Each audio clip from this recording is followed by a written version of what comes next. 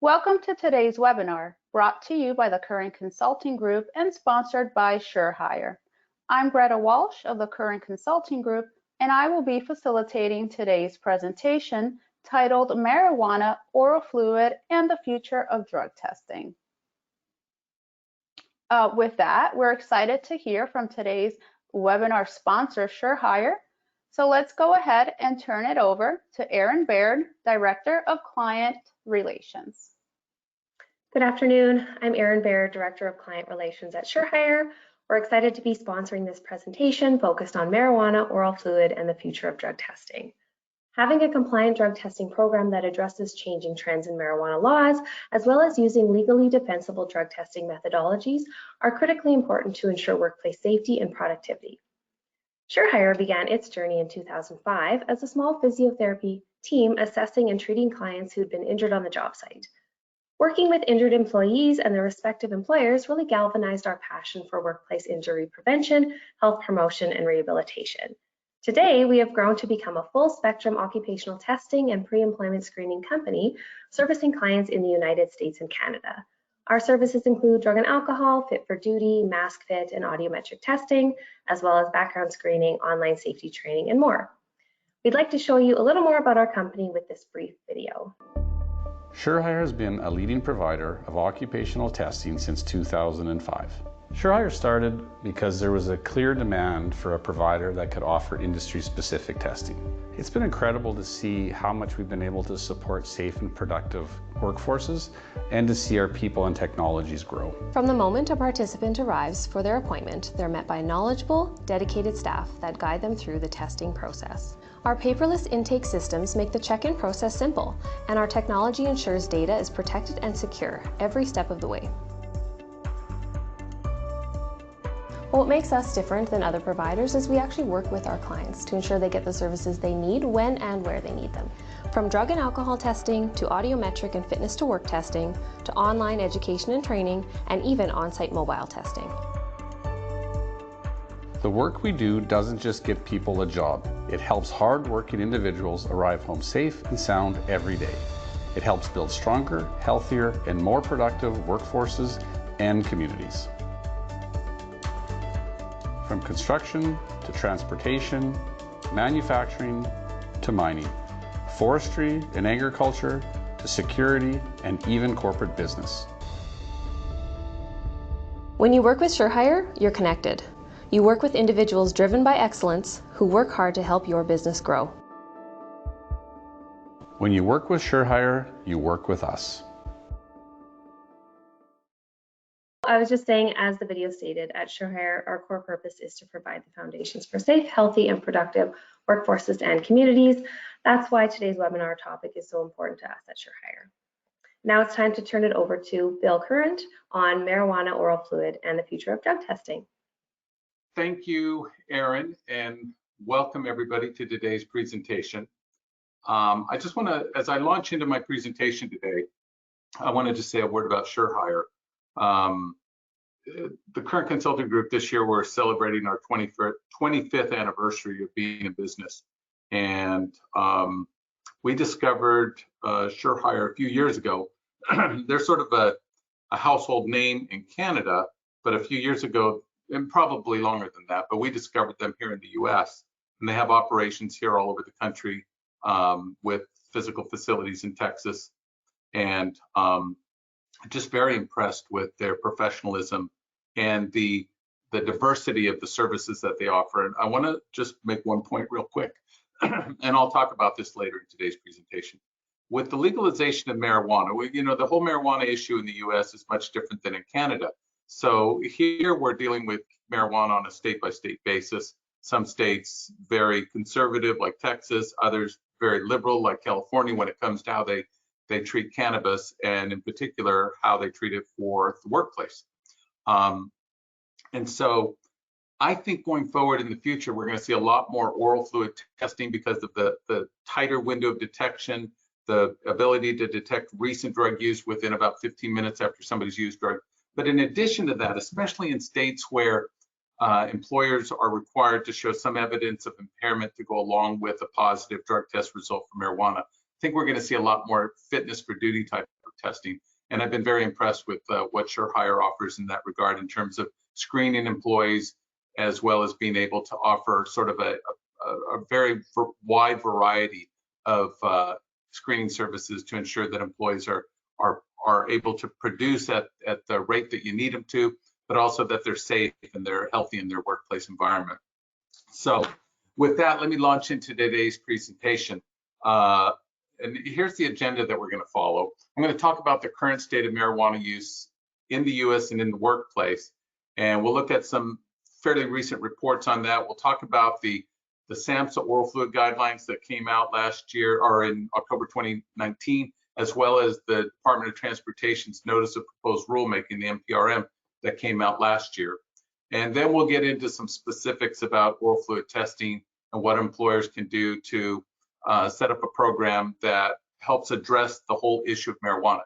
I'm going to talk about some statistics that come from Current Consulting Group's annual survey on drug testing, both of providers and of employers, and specific questions that we've asked about the issue of marijuana in the workplace and how companies are addressing that. So as I launch into this, if you have any questions at all, please feel free to ask them, whether they're related to specific content that we're talking about today or some other topic that's related to drugs in the workplace, drug testing, marijuana laws, etc.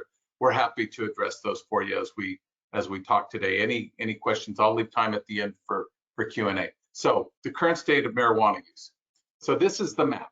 This is the marijuana State of the Union in 2023. And some of you may know that Kentucky just dealt with this issue recently here in the US. And so the states in orange are the ones that have legalized so-called recreational marijuana use or adult use of marijuana. The states in blue are the medical marijuana law states, keeping in mind that all the orange states already have or had medical marijuana laws on the books, and then they passed recreational marijuana laws. And then the states in white are the states that haven't legalized marijuana yet. In some of those states in white, they've decriminalized some aspects of possession of marijuana. So the legalization and decriminalization movement is spreading, continues to spread, and is fairly healthy in the US at a time when marijuana use is up dramatically, probably because the fear of harm in using marijuana on a regular basis is down. And as a result, we're seeing literally millions and millions of people trying marijuana for the first time. There was just a report that came out in the New York Times recently that talked about the whole issue of marijuana addiction. Now, if you go back in time in the US, the whole legalization movement was based on this idea that marijuana is not an addictive substance, and therefore it's not harmful either physically or psychologically to the user. And this report in the New York Times was pointing out that there is such a thing as marijuana addiction. It's much more significant than we thought it was. And more people using marijuana means that more and more people are becoming addicted to the use of marijuana. And just go to that second category, the perceived risk of harm. So as more and more people use marijuana, as it's legalized in various ways on a state-to-state basis, there's this perhaps false perception that marijuana use is harmless, it's benign. And as such, the risk of harm or the perceived risk of harm in using marijuana on a regular weekly basis has declined significantly from 2015 to 2021. Now, these stats are based on a report that comes out every year from the federal government called the National Survey on Drug Use and Health. It comes out from SAMHSA, the Substance Abuse and Mental Health Services Administration. And so they've got decades of data from their annual study. It used to be called the National Household Survey, and now it's the National Survey on Drug Use and Health. But that statistic that I'm pointing to there in the middle comes from that SAMHSA survey that comes out every year. Now, keep in mind, when SAMHSA conducts that survey, when the survey takers call and identify themselves as representatives from the federal government conducting a survey on your illegal drug use habits, and in some cases marijuana being legal, there's an inclination on the part of many people to not be entirely truthful. We can understand that, not a surprise. So some years ago, the federal government, SAMHSA, did a study on the survey and concluded that the results are probably about a third higher than what is shown in the report. So we can derive from that drug abuse is much higher than what gets reported, marijuana use in particular, because that's the #1 substance of abuse, and that the risk of harm is probably even lower than the 26.5% that came out in last year's report. It's always a year behind when the report comes out. Now, Quest Diagnostics is a large drug testing laboratory. Every year in our current consulting group survey, we ask a series of brand name recognition questions, and Quest dominates several categories, including lab-based testing. And they put out a report every year called the Drug Testing Index, the DTI. And as part of that, they share the results of the millions and millions of drug tests that they conduct on behalf of their clients every year. And as you can see from the various bullets here, they're showing that the positivity rate for marijuana in the general US workforce, meaning not just DOT, has increased very significantly, as you can see there, between 2020 and 2021.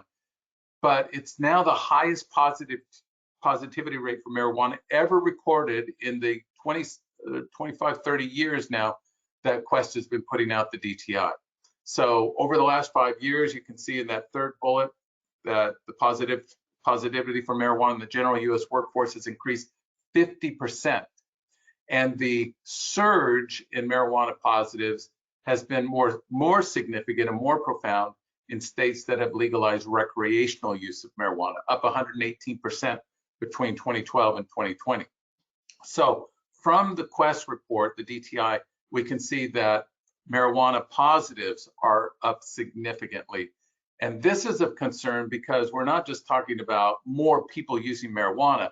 Now we're talking about the impact of that increase in use on the workplace and the fact that more people are testing positive. I don't have a slide on this next point I'm going to make, but as part of the DTI, they highlighted the difference in positive drug test results from post-accident testing. And again, very significant increase in post-accident positives for marijuana, particularly in states that have legalized marijuana. Now, as part of our survey, the current consulting group survey, we ask employers if they're considering removing marijuana from their drug testing panel. And as you can see here, a fairly healthy percent, 69% said no, 21% are not sure, nearly 10% say yes, we're considering removing marijuana from our drug test panel. This at a time when drug abuse is up significantly, marijuana being the catalyst behind that increase, and the fact that positive drug test results, the impact on the workplace is significantly higher as well. Now, when they're asked why they would consider removing marijuana from their panel, as you can see down at the bottom, 55% said it's because they're having trouble finding people to hire. And we know that in the US labor market, that's a significant concern. Part of that, perhaps, is because people can't pass that drug test because they're using marijuana. They test positive for marijuana. If you go up to the second 25% bar there, they're concerned about lawsuits and legal liability if they test for marijuana. Some states that have legalized marijuana have included in the language of their laws certain protections for the marijuana user. This has caused for concern among some employers who are afraid if they test for marijuana and somebody tests positive, and then they try to take some type of adverse employment action, even suspending the individual, they may be exposing themselves to increased legal liability, and that's possible. We know that in New York State, for example, 2 years ago, the New York State Department of Labor came out with guidance that prohibits testing for marijuana under most circumstances. Now, there's a caveat in there, I think, that makes it possible to do post-accident or reasonable suspicion testing for marijuana, but even that's a little bit narrow. Generally speaking, employers in New York are advised not to test for marijuana because of the strictness of these Department of Labor guidelines that came out. In California, there's a new law that goes into effect in January 2024 that essentially makes it illegal to test people for marijuana using a drug testing method that is only capable of detecting the metabolite of a drug rather than the drug itself, sometimes referred to as the parent drug. Well, the only government-endorsed drug testing method capable of detecting the parent drug is lab-based oral fluid testing. In other words, if this California law goes into effect as it's been written, as the governor signed it, it would essentially make testing for marijuana in California with urine unavailable. So things are sort of evolving around the country here in the United States. Some employers have some legitimate concerns about finding people to hire. And as we sort of have seen since the start of the pandemic, it's not just marijuana that's gone up.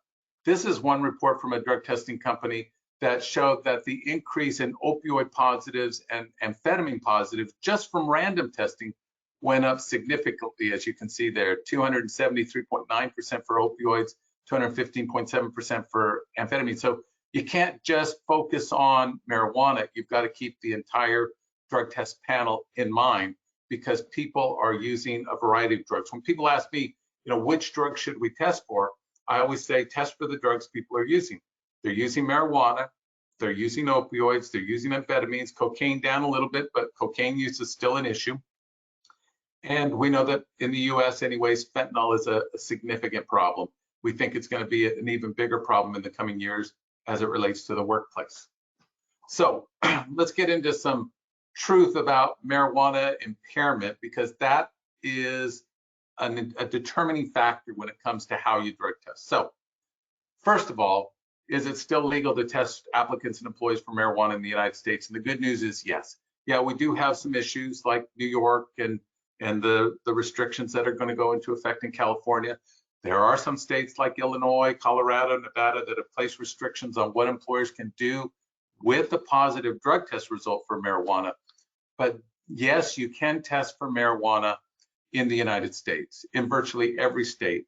And the DOT regulations that require covered employers to test for, remember it's a 5-panel that looks like a 7-panel drug test, they're still required to test for marijuana. The DOT regulations are not affected in any way by these state drug testing laws that limit testing for marijuana. I would say this though, as you look at marijuana laws on a state-by-state basis, look for any kind of language related to the workplace. Typically what you're going to find is some type of non-discrimination language that protects the legal user of marijuana. In some states where only medical marijuana use is legalized, it doesn't mean that anybody can use marijuana anytime they want. They have to be a legitimate, registered, card-holding member, registered member of whatever registry exists on a state-by-state basis for medical marijuana. Also, don't discriminate, of course. Be cognizant of the laws that apply to you. If you're a multi-state employer, you have to comply with all the state laws that apply to you. But be clear that individuals may not use marijuana at work.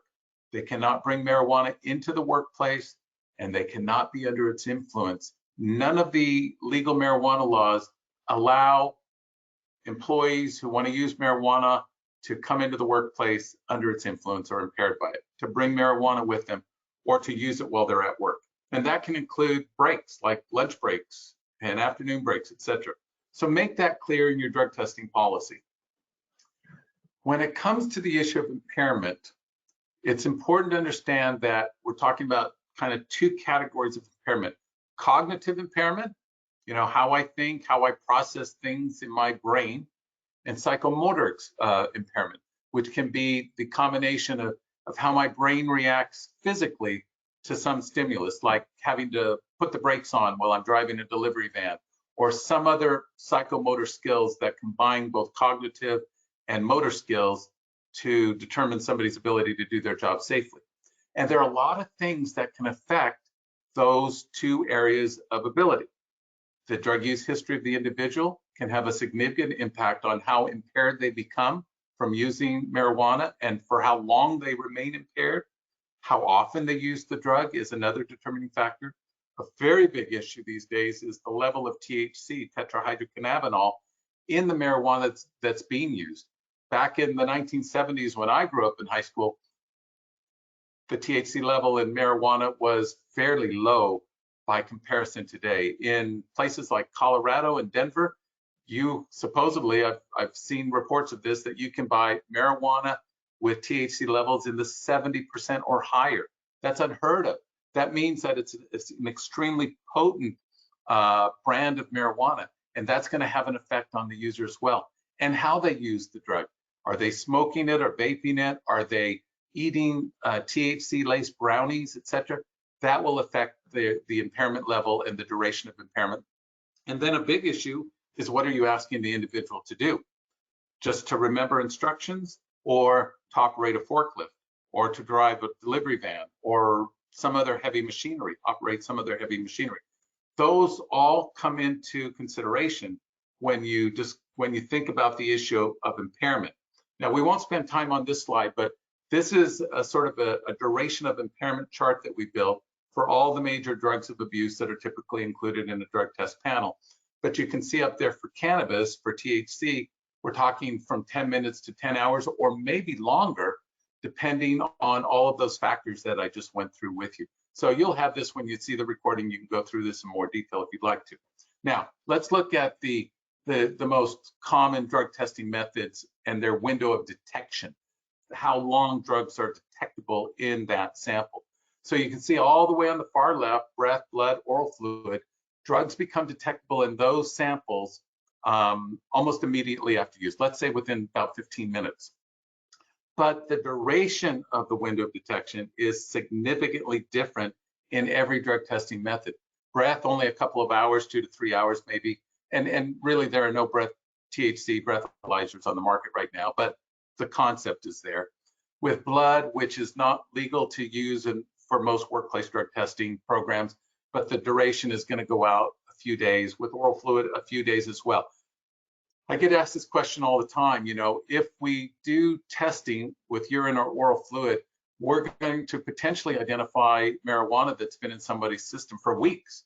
And the truth of the matter is that at the cutoff levels that we use and that most states require, which are similar to the federal government cutoff levels, the window of detection is going to be much, much shorter than weeks. In other words, the THC in somebody's system may be detectable for 2 weeks after they've used marijuana, and may be detectable in a urine sample for a couple of weeks. But the report is only going to show whether it reached a certain level prior to the usage. So in other words, if somebody has marijuana in their system, but it's below a certain cutoff level, then it's not going to get reported as a positive, even if the use was 2 weeks ago. With oral fluid testing, you're looking at a much shorter window of detection than urine.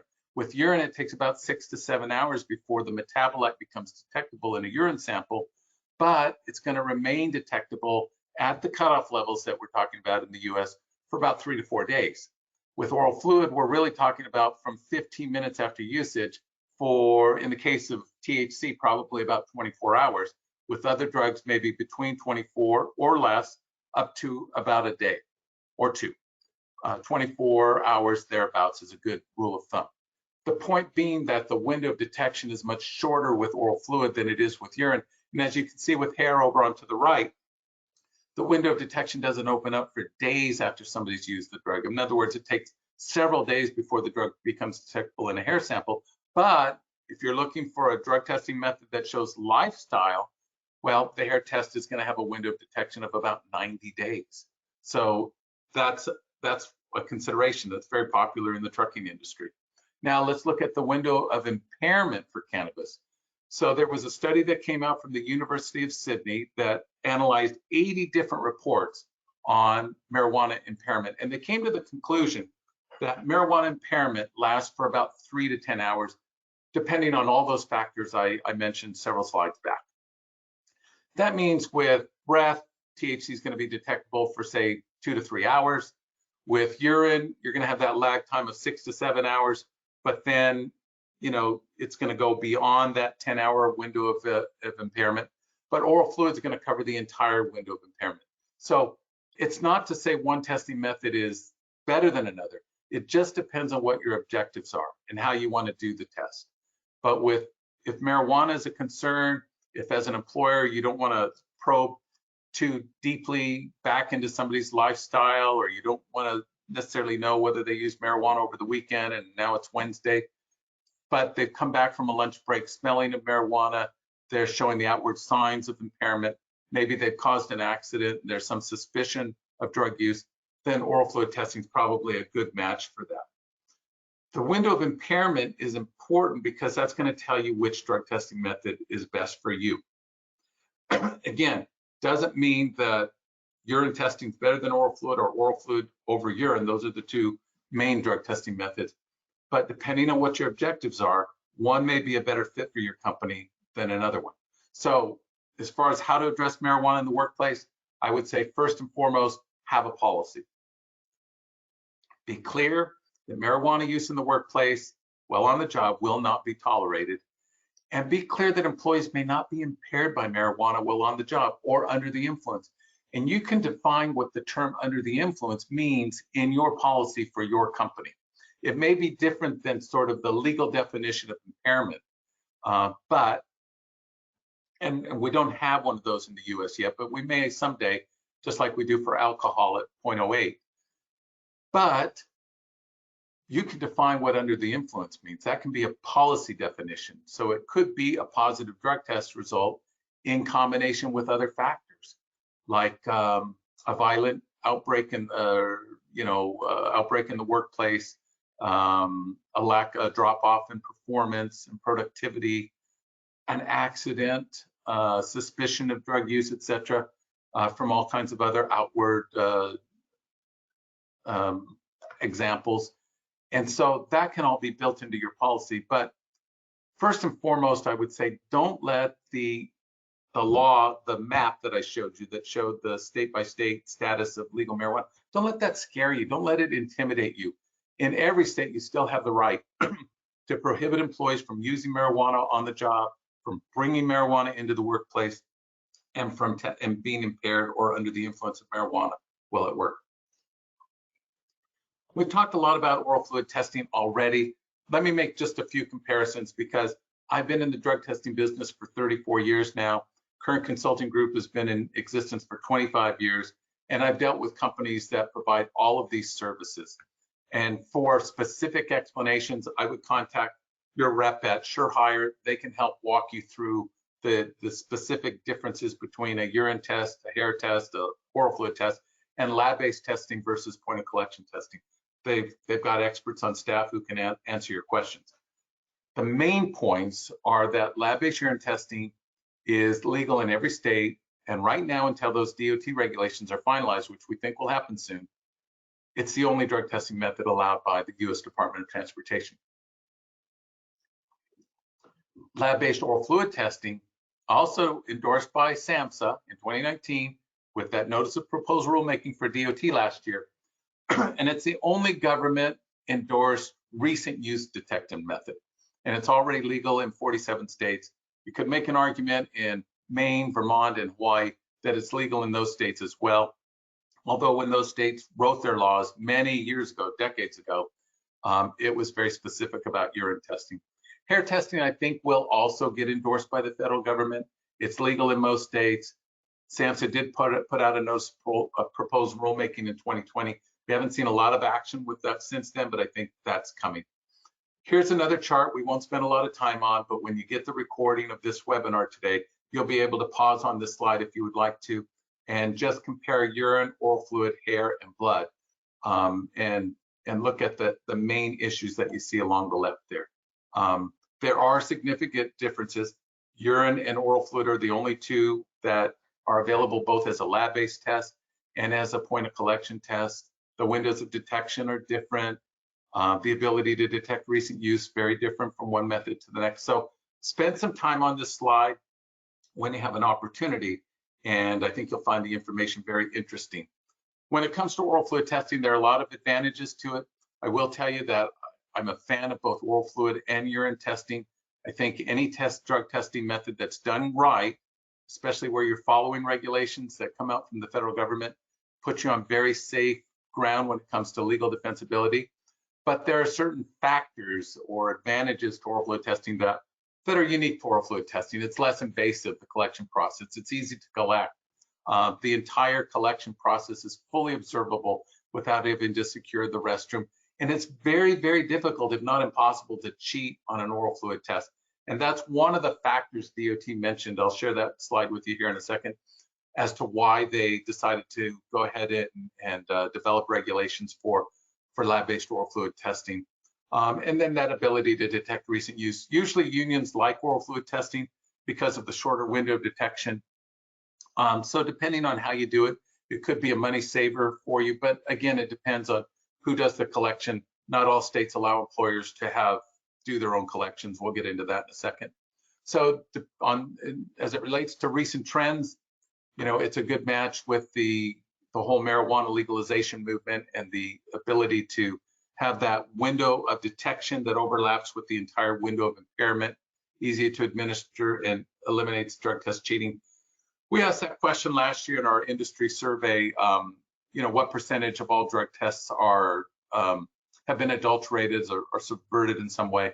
And I think, I don't have that in front of me, but I think the percentage was around 10, 11, 12%, something like that. Doesn't seem like a lot, but it actually is if you consider that some percentage beyond that were people who got away with the cheating. But within that, say 10%, you've got a lot of costs involved in that. Tests that have collections that have to be redone, maybe tests that have to be redone, confrontations with employees who submitted a sample that was unfit for testing, et cetera, and then dealing with the laboratory or the medical review officer on those issues. Again, that's something that SureHire can help you with, but it's a legitimate issue. It's a cottage industry. If you go online and Google how to cheat on a drug test, you'll literally get millions of hits of potential websites that can help you with that. But go to SureHire, ask them those questions, and get their professional advice and guidance on that. It's something, though, that you want to take advantage of, because we have seen, I think, an increase in drug test cheating efforts by many people since the COVID-19 pandemic started in 2020. We asked in our employer survey last year, we asked, what drug testing method do you use? No surprise, lab-based urine testing is that tall bar there on the left. Significant, though, it's a much smaller number, 23.2% said that lab-based oral fluid testing was a method that they use, and 14% said instant oral fluid testing. Much smaller percentages than urine. However, I would say that if we were to go back in time, we've been doing this survey for 25 years now. If we went, or we've been doing the industry survey for 25 years. If we asked drug testing providers, what testing method do you offer? The percentage for oral fluid testing would have been significantly lower. In fact, in last year's survey, 85% of drug testing providers said they now offer oral fluid testing.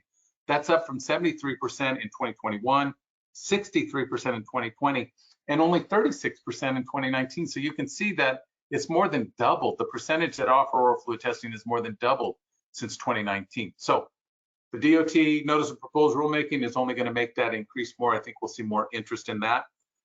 But what really tells the story are some statistics that SureHire was generous enough to share for today's presentation. So SureHire offers all kinds of drug testing solutions, including oral fluid testing.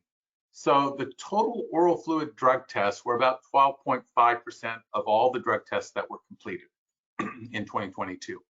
And the positivity rate was 8.5%. And then they broke it down by reason for the test: pre-employment, pre-access, random. On the next slide, you'll see post-accident, reasonable suspicion, etc. But before I leave this slide, let's look at pre-employment just for a second, okay? It represented about 9.3% of all the oral fluid tests and 65% positivity for THC within that 9.3%. And then 23% for cocaine. So THC and cocaine made up the bulk of the positives, with THC being number one. If you stop testing for marijuana on your pre-employment testing, which is legal in every state with the possible exception of New York, here in the US anyway, then all of those marijuana users who came to the pre-employment screening process knowing that they were going to be drug tested and still had marijuana in their system, all of those people still get hired. Instead of being able to screen them out so that you're not hiring those individuals who cost more money to employ, who cause more accidents, who are less productive, 2/3 less productive, or 1/3 less productive, excuse me, then all of those people get hired. And that leads to all of these other things that we're going to show you, like on this next slide from the SureHire statistics. Look at that post-incident oral fluid positivity, 72.5% tested positive for THC. Reasonable suspicion, 71% tested positive for THC. Those are significant percentages. If you stop pre-employment screening for marijuana, then you potentially see those figures going up. There was a company that put out a report in 2021, I think it was, where they compared the pre-employment, they looked at companies that discontinued pre-employment testing for marijuana and looked at their year-to-year results for post-accident. They saw more post-accident tests being conducted and a much higher, significantly higher percentage testing positive. So if we fail to screen them out with pre-employment testing, then essentially we're offering to hire those individuals. And that's one of the reasons why SAMHSA and DOT put out these guidelines for oral fluid testing. I'm going to kind of breeze through these next 3 or 4 slides, but these are some of the advantages to oral fluid testing that SAMHSA highlighted in its preamble to those final guidelines that came out in October of 2019. The enhanced flexibility to where you do the collection, now they only approved lab-based oral fluid testing, but I would add to that point of collection oral fluid testing as well as a flexibility factor and the versatility of where the collection can take place, the decrease in invalid tests because the collection process is 100% observable without having to secure a bathroom, turn off the hot water, put blue dye in the toilet, etc. The number one advantage, as I saw it, or at least the number one highlight that they shared, was this quote on the science of oral fluid testing. The scientific basis for the use of oral fluid as an alternative specimen for drug testing has now been broadly established, and the advances in the use of oral fluid in detecting drugs have made it possible for this alternative specimen to be used in federal programs with the same level of confidence that has been applied to the use of urine.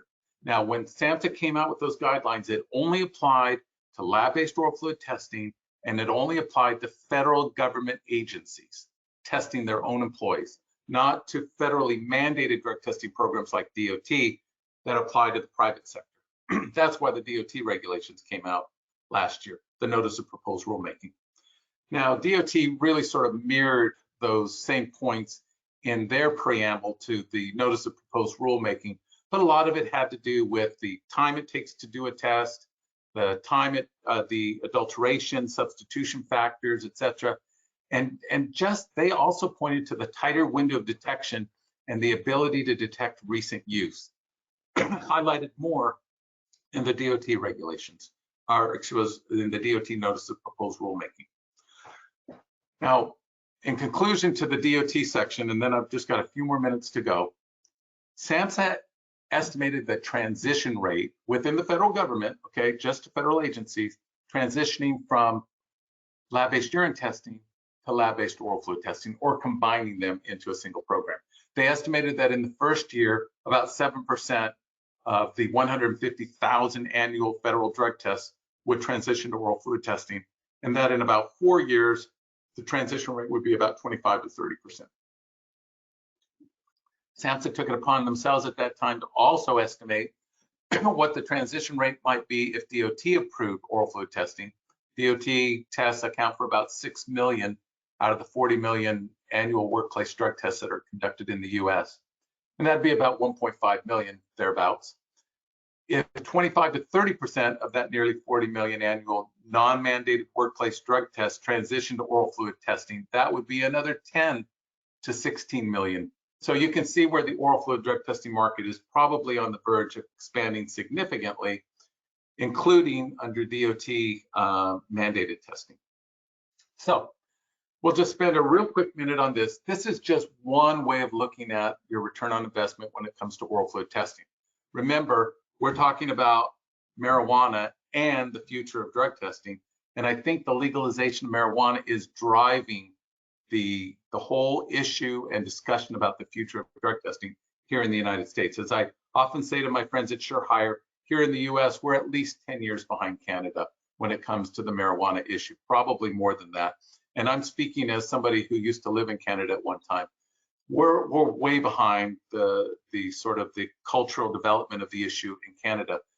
As it continues to evolve here in the US, I think you'll see more and more companies looking for ways to continue to drug test in light of the legalization of marijuana without having to give into the whole marijuana legalization issue and simply hire those individuals who come into the workplace and cost more money.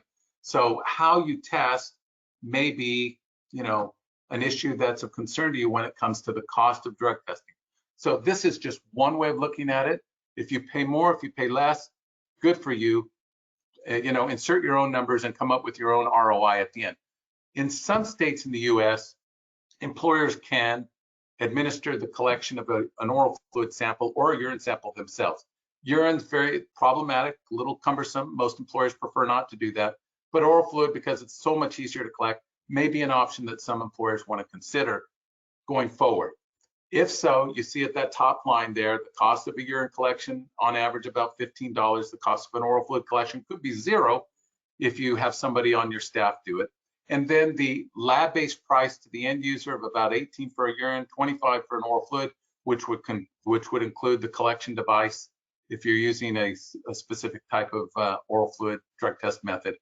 And then I put $0 for confirmation. I put in another $5 for the MRO fee for urine. I didn't for oral fluid, but you could easily add that back in, add it to the number below. You're still going to have a slightly lower cost when it comes to oral fluid testing versus urine testing. Now, those are the hard dollars. When we look at the soft dollars, the time that it takes to send a worker to an offsite collection site, that may be a factor. It's not for a lot of employers. And I think going forward, as more and more employers use oral fluid testing, they're still going to rely on a professional technician to oversee that collection. If you didn't, you would see that the time that it takes to do an oral fluid collection on site, which could involve bringing an oral fluid or a professional collector into your workplace, the time away from the assembly line, so to speak, for that that employee and that employee's supervisor drops from about an hour and a half for a typical urine collection to about 15 minutes for an oral fluid test. And if you add their hourly rate, which I have there, I just estimated $10 for the employee and $24 for the supervisor. That could be way out of whack with today's minimum wage trends, et cetera. But you can see that it costs a lot more money in soft dollars to send somebody to an offsite collection site to void a urine sample. You add it all up and you can see the savings might be significant when it comes to oral fluid testing, about 62%. But again, it depends on how you do it. You may still pay a professional to come into the work site and do, several people, or maybe you're doing a job fair or any number of things, and you're using a professional for the collection, and that oral fluid number is going to go up. Okay, probably not to the level of the urine test, but if you combine the hard dollars and the soft dollars, it can be significant, and that's something to take into consideration. And when you go back and look at the SAMHSA guidelines that came out back in 2019, which are final, and the notice of proposed rulemaking from DOT, they were very high on and excited about the potential savings to employers. You have to remember that in the US, we talk about something called an unfunded mandate, meaning the federal government telling the private sector to do something that costs the private sector a lot of money. There's no funding for it coming from the federal government. The private sector employer just has to pay for it, him or herself. So an unfunded mandate, an example of that would be drug testing, where DOT requires trucking companies to do drug testing, but they don't help pay for that.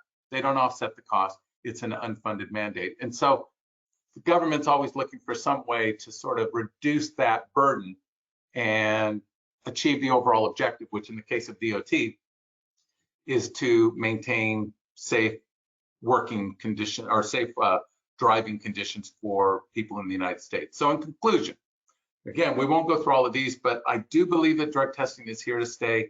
I think how we drug test will shift over the coming years.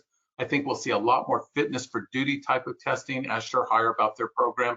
I think we'll see combinations of oral fluid testing and urine testing, and probably oral fluid testing and fitness for duty testing as well, because as the legalization movement continues to sort of spread across the country, with Congress actually considering a bill that would decriminalize marijuana right now and move it out of Schedule 1 of the Controlled Substances Act, I think that becomes something where, employers have to be aware of that when it comes to deciding how they're going to do drug testing. And oral fluid becomes an option that maybe makes it possible for employers to continue to test even for marijuana, even if they're in a state that's legalized marijuana. And so with that, I know I covered a lot of information and I went through it quickly. Thank you for being patient and listening. Let's go on to questions. Any questions from our audience? Thank you, Bill. Our first question is, when do you think DOT will issue final guidelines for oral fluid testing? Well, for my American brothers and sisters who are on the call, you know that the federal government here in the US is completely unpredictable. So I wouldn't base my reputation or my income on the answer I'm about to give you. But we believe that there are certain indicators over the last couple of months that would lead us to believe that these final guidelines from DOT are about to be announced. So I think it's going to be soon. In 2023, yes, I would say sometime in 2023, but I think it may be sooner than that, sooner than the end of the year. Thanks, Bill. Our next question, I'll have Aaron answer that, if that's okay. Aaron, the oral fluid drug test results you shared were very impressive. Why would a company see more positive results from oral fluid testing compared to urine testing? Yeah, so there are a few variables that could explain the differences in positivity rates from urine to oral fluid. Bill did touch on a few of them throughout his presentation. First of all, the detection windows, like he said, and cutoff levels may vary from urine to oral fluid, so it is expected that the positivity rates would vary as well. Also, as Bill mentioned, oral fluid samples are observed, so they're very much next to impossible to adulterate, so therefore you might be getting a bit more of an accurate result there, where you have less people trying to cheat the system, so to speak. Also, the majority of those oral fluid tests that we're seeing are being conducted for post-incident and reasonable cause situations where the likelihood of a worker being under the influence of a substance is higher than it would be on a pre-employment test, for example, when the participant does have advance notice the test is being completed. We're also seeing some employers are only sending oral fluid samples for testing when they also have a urine result that's inconclusive, because they want to have that shorter detection time frame. And then lastly, the sample size for oral fluid testing is much smaller, so we're only seeing, like Bill stated, about 12.5% of the total drug test being completed as oral fluid, as the majority of employers we're seeing are still primarily using urine drug testing. So a couple of reasons why they might see oral fluid positivity rates higher than urine. Thank you, Aaron. And Bill, our next question is, as an employer, how do we determine what oral fluid testing panel specifically levels that we can use, especially if only DOT approved levels are referenced? That's a great question, because there's so many things still in development when it comes to an alternative testing method like oral fluid. One, if you're a SureHire client, I would refer you to SureHire to, give you some suggestions on that. But specifically, I think going forward in a number of states, several states, they just punt on the issue of how to do drug testing and defer to the SAMHSA guidelines, which, for many, many years just talked about lab-based urine testing. Now, of course, there are SAMHSA guidelines for lab-based oral fluid testing. And so in many states where they punted on the issue, they defer to the SAMHSA guidelines, you're going to have to abide by those cutoff levels that are in the SAMHSA guidelines, and those are available online.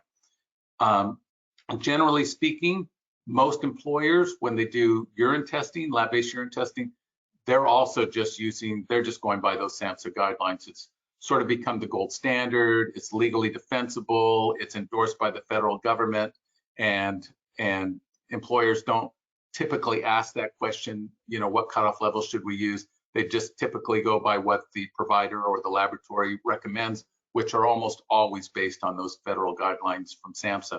And so I think we'll see probably that same trend when it comes to oral fluid testing in the future. As oral fluid testing becomes more and more popular, I think many employers will sort of look at those federal guidelines as a way to ensure the legal defensibility of their program, just like they've done with urine all these years.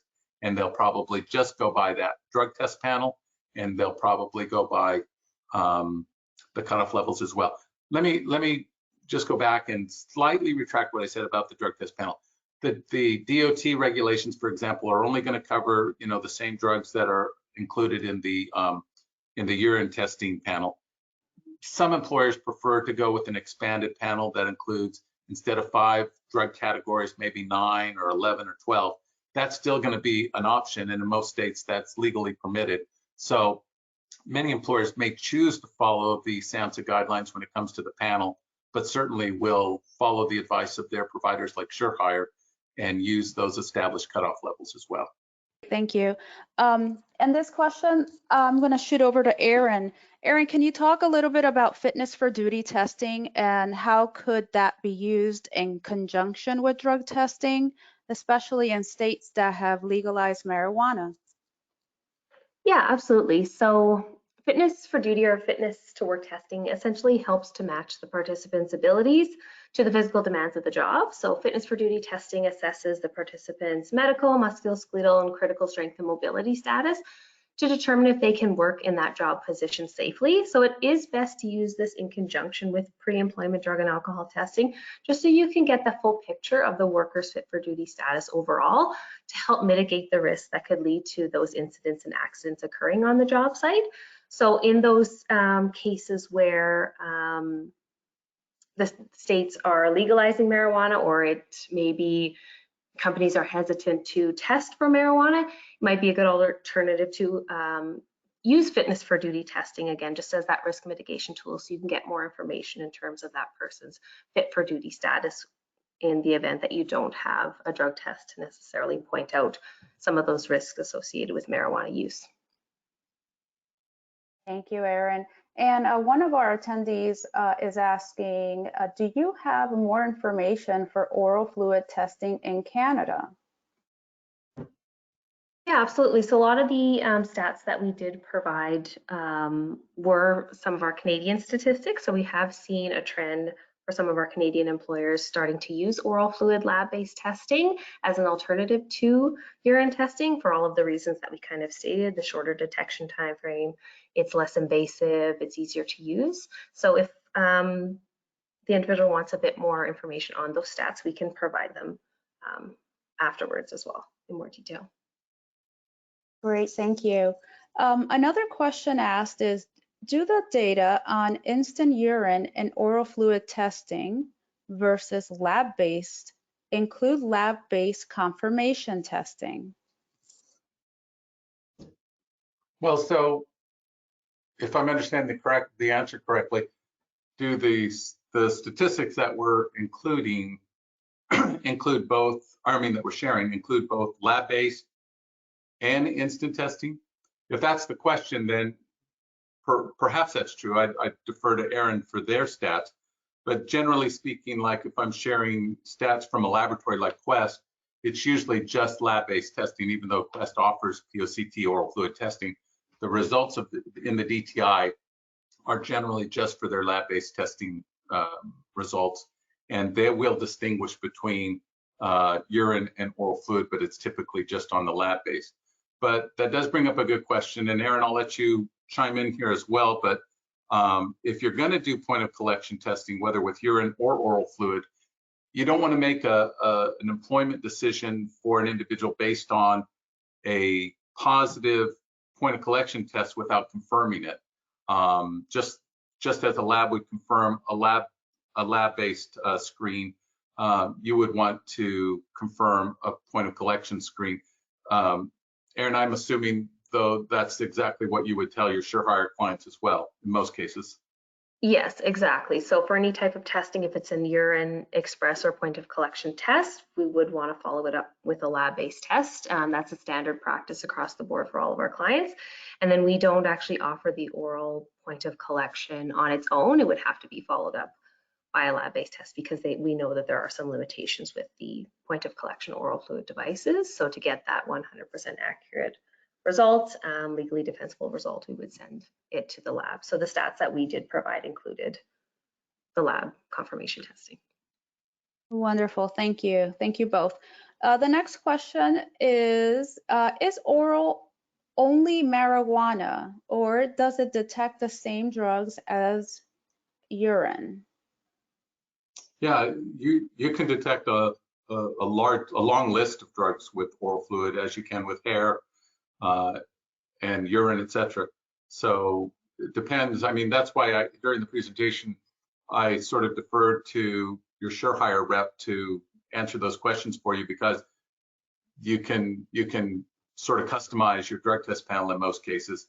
You're definitely going to want to test for those, what we in the US call SAMHSA 5, which as I mentioned earlier, they refer to it as a 5-panel test, but it's, it includes several others that are part of the same drug category or family.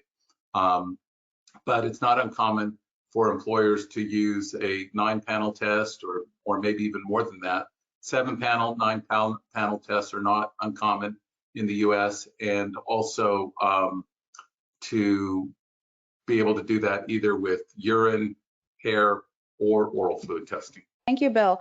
We are coming to the top of the hour, so let's wrap things up for today's presentation. On behalf of the Current Consulting Group and SureHire, we hope you have found today's presentation informative and helpful. I want to thank Bill Current for speaking on this topic and sharing his expertise, and I want to thank SureHire for sponsoring today's webinar. If you have submitted a question that we did not get to, we will answer you offline. And we will also send you information in a follow-up email on how to access the recorded version of today's presentation. And in addition, we will also send you continuing education information for those of you that qualify to receive 1 credit for attending today's presentation in its entirety. Thank you all for your attendance, and this concludes today's webinar. Have a wonderful day.